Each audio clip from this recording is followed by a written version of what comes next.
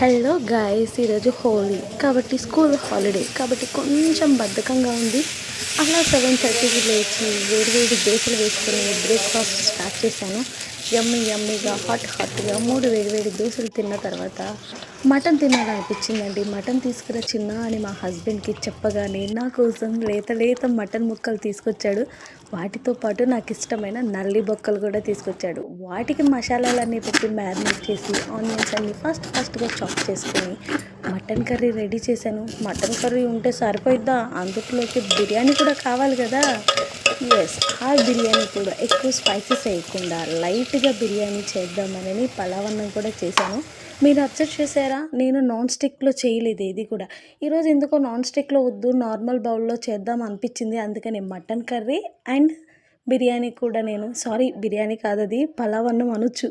దాన్ని కూడా నార్మల్ గిన్నెలోనే చేశాను. అది కూడా నా నల్లి బొక్క వచ్చేసింది. యమ్మీగా తినేసాను.